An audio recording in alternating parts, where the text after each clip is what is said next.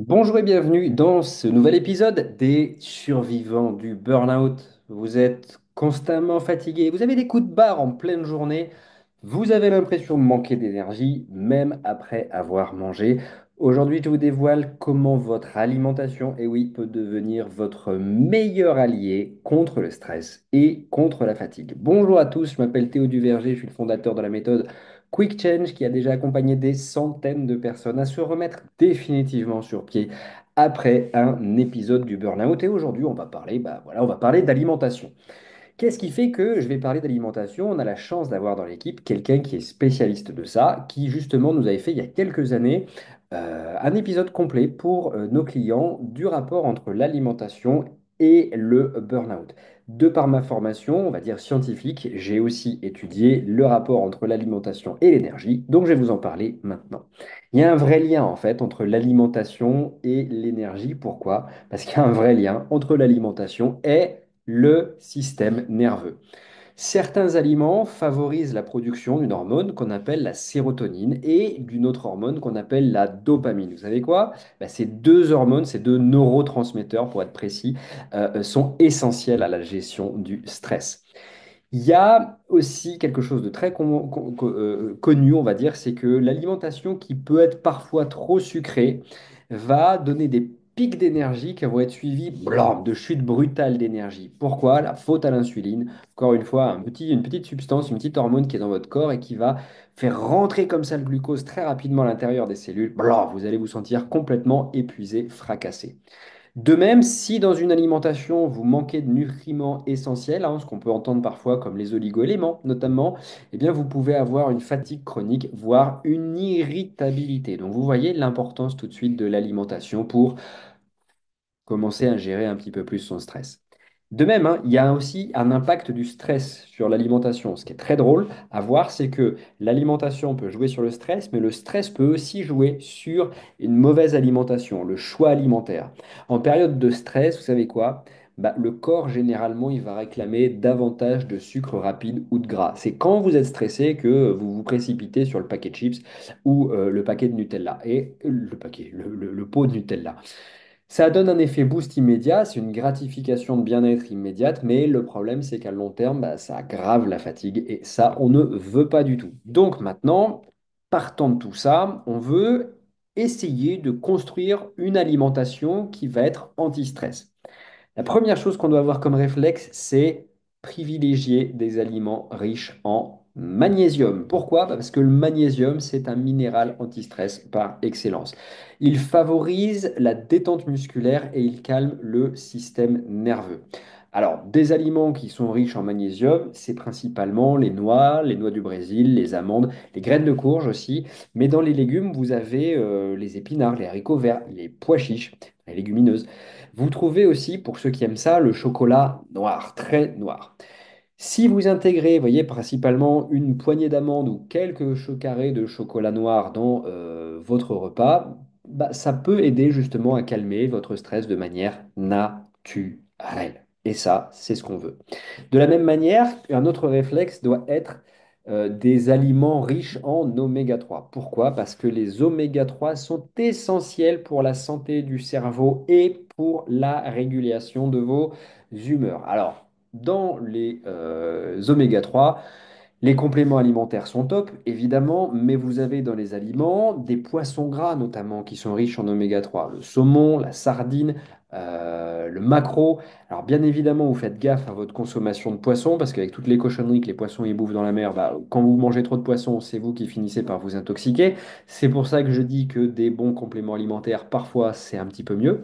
Mais si vous voulez aller dans les oméga 3 du côté des légumes ou des végétaux, vous pouvez taper dans les graines de lin. Vous voyez, les graines de lin, c'est très riche. Les graines de chia, les graines de noix aussi, c'est très très bon.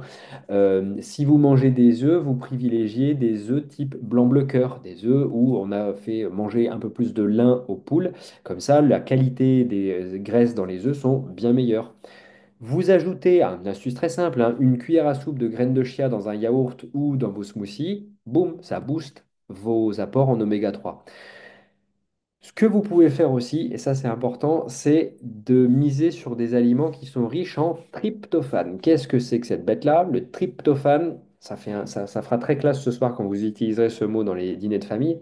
Tryptophane, c'est un acide aminé. Donc un acide aminé, c'est une petite brique constitutrice des protéines, et c'est un acide aminé qui va être notamment précurseur de la sérotonine, ce qu'on appelle aussi l'hormone du bien-être. Donc tryptophane, dans quoi on le trouve? La dinde, le poulet, les œufs, les flocons d'avoine, les bananes, les graines de courge, les légumineuses. Vous entendez, hein, il y a souvent les mêmes aliments qui reviennent. Chouette. Est-ce que j'ai dit le McDo une seule fois là-dedans? Est-ce que j'ai dit les chips une seule fois là-dedans? Non. OK? Donc, généralement, plus vous avez l'impression qu'un aliment est sain, généralement, meilleur il est pour votre santé. Si vous prenez une collation riche en tryptophane le soir, vous verrez que ça favorise aussi un sommeil réparateur. Exemple, si vous prenez un bol de flocons d'avoine avec des rondelles de banane, vous dormirez probablement un peu mieux. Une chose à laquelle on peut penser aussi, c'est de stabiliser sa glycémie avec des glucides complexes. Pourquoi? On en a parlé un petit peu en préambule de ce podcast. Quand vous prenez du sucre rapide, vous allez choper des pics de glycémie. Et les pics de glycémie, ça provoque dans votre corps des montagnes russes énergétiques. Vous allez avoir un pic d'énergie suivi d'un gros bas, un gros creux en énergie, et ça va aggraver le stress.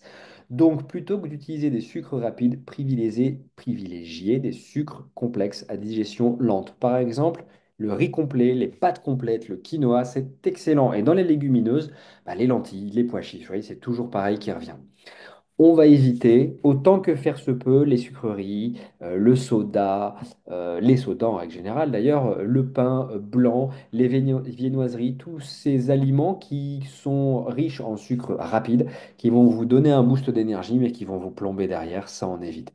Vous privilégiez par pitié toujours des repas équilibrés avec des protéines, des glucides complexes et des fibres pour éviter les coups de fatigue.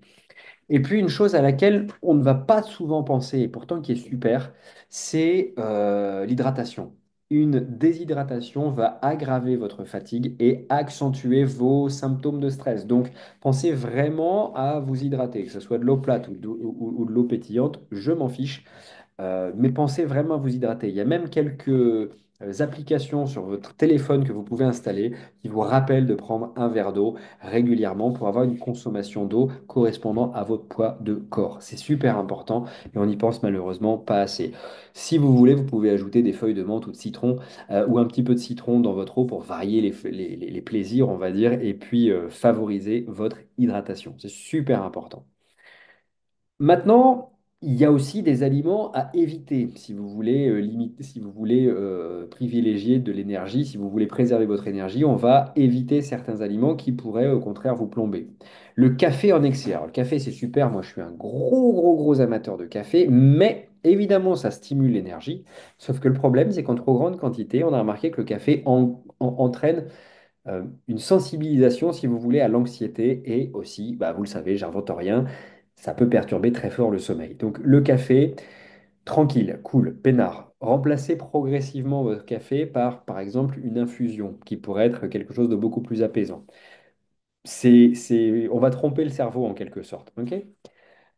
L'alcool, alors l'alcool c'est pareil. L'alcool, ça peut sembler, c'est un faux ami l'alcool. L'alcool, ça peut sembler relaxant, hein. C'est vrai que quand on prend un verre d'alcool, on peut avoir l'impression qu'on se détend, mais en réalité, l'alcool, ça perturbe très fort les cycles du sommeil.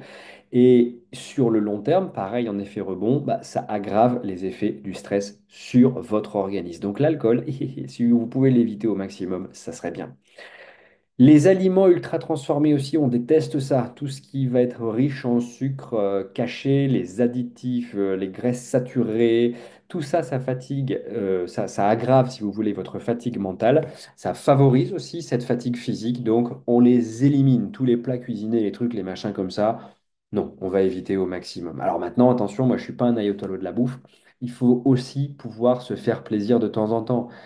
Le tout, c'est toujours pareil, hein, c'est la dose qui fait le poison, comme disait l'autre. C'est vraiment important de ne pas être un ayatollah, de ne pas être super orthorexique, c'est-à-dire bah, on m'a interdit de boire ça, interdit de manger ça. Non, vous avez le droit à votre petit verre d'alcool, vous avez le droit à votre sucrerie, mais si et seulement si vous faites ça de manière raisonnable. C'est ça qui est surtout important à comprendre.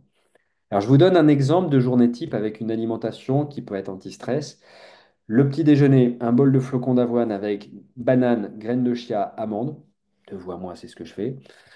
Pour le déjeuner, poulet avec des épices, quinoa, légumes verts. Pour le goûter, parce qu'on est encore grand, on va encore prendre du goûter, carré de chocolat noir, quelques noix, quelques amandes, ça c'est toujours très très bon. Et puis le soir, un poisson gras, des patates douces, des légumes vapeur, tout ça, faites-vous plaisir, on est parti là-dessus. Maintenant, quand je dis ça aux gens, il y a souvent un truc qui arrive dans leur tête, c'est, mais si je passe de mon ancienne alimentation à cette alimentation-là, la vie va être triste, Théo. Vous savez quoi? Oui, la vie va être triste, Théo. Non, je déconne. La vie va pas être triste, tout ça, c'est une question de temporalité. Commencez par intégrer ces habitudes alimentaires sans frustration, donc au fur et à mesure. Avancez progressivement. Vous introduisez un ou deux aliments anti-stress par semaine, puis par jour, puis tous les jours, puis plusieurs repas par jour. Vous voyez ce que je veux dire? Par exemple, remplacez les sodas par des infusions fruitées. Préparez vos repas à l'avance aussi. Vous aurez comme ça des options saines sous la main sans être tenté par tous les aliments un petit peu très bons dans la bouche mais très mauvais dans le corps qui traîneraient chez vous. Et surtout, je pense qu'une clé, c'est d'apprendre à réécouter son corps. Chaque personne va réagir différemment aux aliments, donc soyez attentif à ce qui vous fait du bien.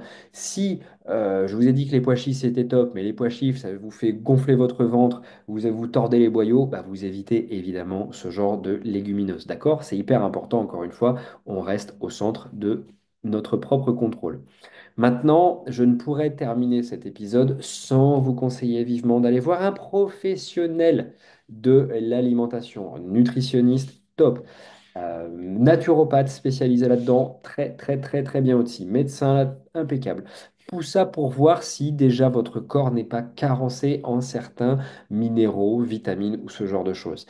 Euh, on peut le faire au doigt mouillé. Les recommandations que je vous ai données là, bah, c'est des très bonnes recommandations de manière générale. Maintenant, de manière plus spécifique, si on veut être donné du cas par cas, bah, il faut faire une prise de sang pour savoir, OK, est-ce que j'ai des carences dans tel ou tel minéraux? Qu'est-ce que je peux faire maintenant pour ne plus être carencé? Et pouvoir avoir des conseils spécifiques d'un professionnel de la santé. Pour conclure cet épisode, votre alimentation a un rôle clé dans votre niveau de gestion de stress et d'énergie. En adoptant les 5 habitudes qu'on vient de voir, vous favorisez un mental qui est plus serein et une énergie qui est durable. C'est ce qu'on veut. Souvenez-vous, chaque aliment que vous choisissez, c'est une occasion de prendre soin de vous. Ça, c'est quelque chose de très particulier que vous allez remarquer quand vous commencez à changer d'alimentation. Et vous allez remarquer que vous allez prendre quasiment autant de plaisir à manger une salade verte que de manger ce que vous adoriez autrefois, c'est-à-dire une pizza 4 fromages. Pourquoi? Parce que vous avez comme inculqué à votre cerveau l'idée que vous êtes en train de vous faire du bien. Faites de votre assiette votre allié pour mieux gérer votre stress. C'est super important, encore une fois, de penser à ça. Voilà, j'espère que cet épisode vous aura plu. Comme d'habitude, si c'est le cas, mettez des commentaires, mettez des étoiles, mettez des pouces bleus, tout ce qui fait pour qu'on puisse remonter dans l'algorithme et être de plus en plus connu. Vous êtes de plus en plus nombreux à nous écouter et je vous remercie pour votre fidélité et pour les thèmes que vous m'envoyez aussi par mail. Vous me dire, voilà, j'aimerais bien que tu vois ce thème-là, ça me ferait plaisir. Donc, merci pour tout ça.